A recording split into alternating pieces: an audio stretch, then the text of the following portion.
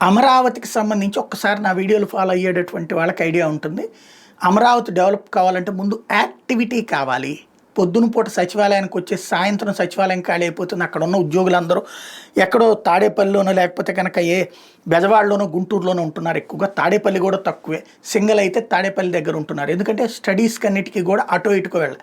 లేదా బాగా డబ్బులు ఉన్నటువంటి వాళ్ళు అయితే అక్కడ తాడేపల్లి దగ్గర మెయిన్ రోడ్ దగ్గరలో, అది కూడా హైవే దగ్గరలో ఇల్లు తీసుకుని ఉంటున్నారు. ఆ పల్లెటూళ్ళ దగ్గర ఉండట్లేదు, యాక్టివిటీ ఉండట్లేదు. నైట్ అయ్యేటప్పటికి డెత్ సిటీ లాగా తయారైపోతున్నటువంటి పరిస్థితి. అంటే పల్లెటూళ్ళలో యాక్టివిటీ ఉంటుంది, కానీ ఓవరాల్ ఒక నగరపు లుక్కు కావాల్సినటువంటి సిచ్యువేషన్. హైదరాబాద్లో సెక్రటేరియట్ ముందు కానీ లేకపోతే బెంగళూరు కానీ ఆ రూట్లన్నీ ఎట్లా ఉంటాయి, అలాంటి యాక్టివిటీ లేదు. ఎందుకంటే అక్కడ ఇళ్ళు లేవు.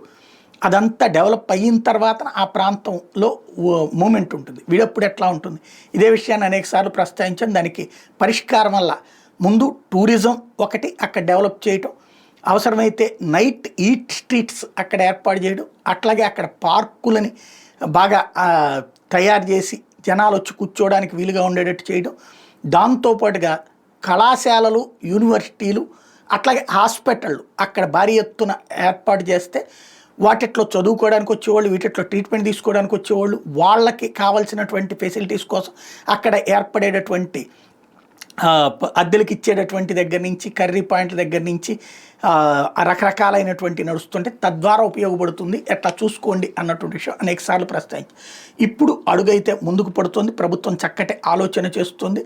అమరావతి ప్రాంతంలో మెడికల్ హబ్ కింద తయారు చేయడానికి ప్రైవేట్ సంస్థలు ఎవరైనా ముందుకు వస్తానంటే అక్కడ వాళ్ళకి భూములు ఇచ్చి వాళ్ళ చేత హాస్పిటల్ కట్టుకునేందుకు కావాల్సినటువంటి పన్ను రాయితీలు ఇచ్చేందుకు సిద్ధమని చెప్పి నేను చంద్రబాబు గారు ప్రకటించారు.